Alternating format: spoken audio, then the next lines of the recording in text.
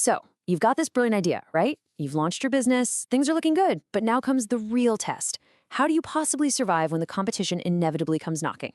Today, we are breaking down the ultimate defense strategy for any business out there.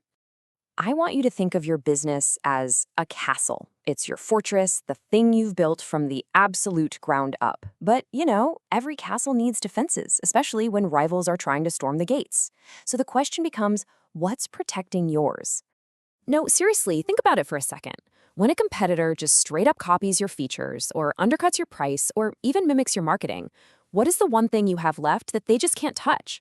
What is your last stand? Because that last line of defense, that right there, that is your ultimate competitive weapon. You have to understand, every truly great idea is destined for a fight, and you've got to be ready for it. It's just a fact of life and business. Success is like a beacon. It attracts attention, and with that attention, you guessed it, comes competition. It is never a matter of if, but always when. So, how do you prepare the castle for a siege? Well, you build a moat. And in the world of business, that moat has a name. It's called the core. And really understanding this is the key to building a business that can actually last. So what exactly is the core? Put simply, it's the one thing your business does that your competitors can't copy. Or, at the very least, they can't copy it easily. It's your unique, defensible advantage. Yeah, that's it. Your core is that deep, wide moat all around your castle. It's the final and most crucial barrier that keeps competitors from getting in and protects the crown jewels of your business. It's your last and honestly your best defense. Okay, so a really strong core has 3 critical traits you've got to look for. First, it has to be unique. I mean, genuinely hard for someone else to replicate.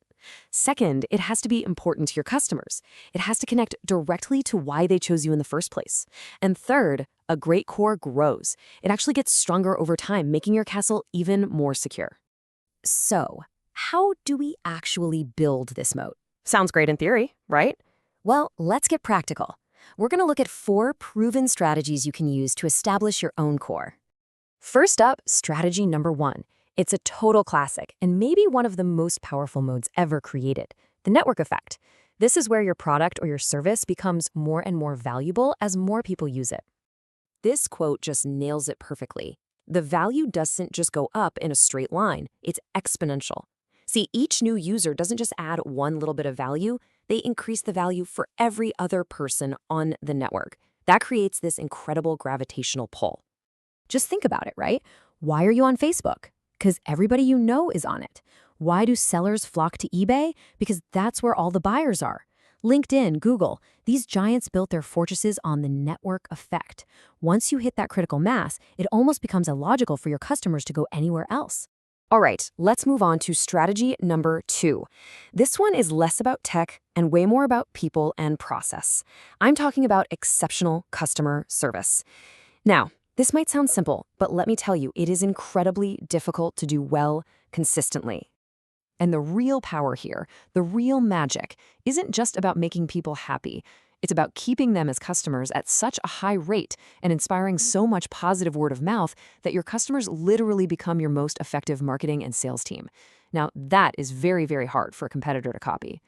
You see, companies like Zappos and Warby Parker, these guys are legends for this stuff. Their commitment to making customers happy is so deep in their company culture that it becomes their defining, defensible characteristic. It's their core. Okay, on to our third strategy, and I'll be honest, this one is tough to master. Lowest cost. And we're not talking about just running a sale for a weekend. This is about fundamentally structuring your entire business, your processes, your supply chain, your culture, to be the undisputed low-cost leader for the long haul. I mean, Walmart is the textbook example, right? Their entire empire is built on this core. We also see it with so many large-scale Chinese manufacturers who can leverage these insane economies of scale. When you can consistently offer the same value for less money, you've built a very powerful moat. And that brings us to our final strategy, one that's really defined so many of the products we all love over the last couple of decades: user experience, or UX. This is all about being the absolute best at creating a seamless, intuitive, and just plain delightful experience for your user. And this is so crucial. A great UX isn't just about a pretty design. It's a relentless, company-wide culture of excellence. It's a core built on the belief that every single interaction a customer has with your product has to be exceptional. That dedication, that is your defense. Okay, we've talked about the what and the why, but now for the part that really matters. How do you figure out your core? This isn't something you're going to find by looking at your competitors. It's an exercise in looking inward. And just so we're clear, this isn't about digging through market research reports or analyzing spreadsheets. Defining your core is more like a journey of self-discovery for you and your founding team. It's about understanding your unique DNA and figuring out what gives you an authentic, sustainable advantage. So where do you even begin? Start by asking your team these 4 essential questions. First, what are your unique assets? We're talking skills, knowledge, special tech.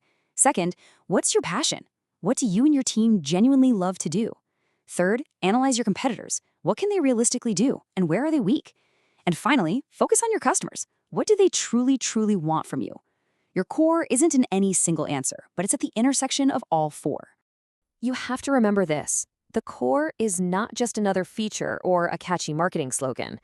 It is your business's last and most important defense against the competition. It's the thing you protect at all costs. So, we've laid out the blueprints and the strategies. You now have the map to building a defensible business. The only question left is, what kind of fortress are you going to build? And what will be your unbeatable core?